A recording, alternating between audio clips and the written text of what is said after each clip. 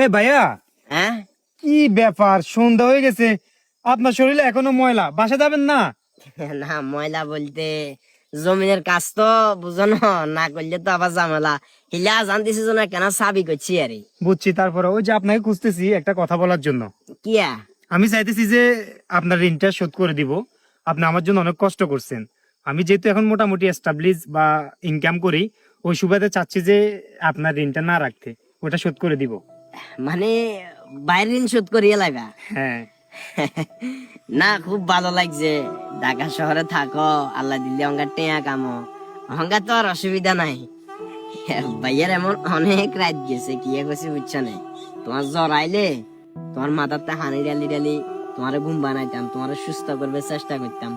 আব্বা তো মারা গেছে 3 বছর থাকতে। তুমি যে অনেক 3 বছর হে অনেক তো আব্বা দুনিয়ার মায়া ত্যাগ করছে।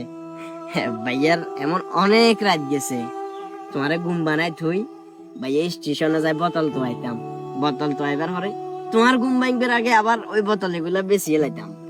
বেশি তোমার পকেট খরচ, তোমার স্কুলে যাবতীয় খরচ চালাইতাম, তোমারও হওয়া লেখা করাইছি।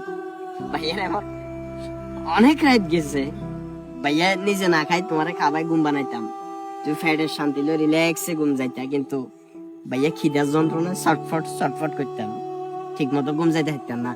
আতেকা চোখ চুরি গেলে লগে লগে পানি খাইয়া লাইতাম।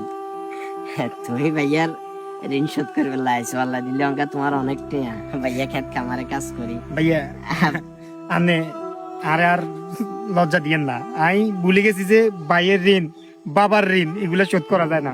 আমি টাকা পয়সা কেন অন্ধ হয়ে গেছি, আর মাফ করে দিয়েন। ভাইয়ের কাছে সবচেয়ে বড় পাওয়া কি জানো না?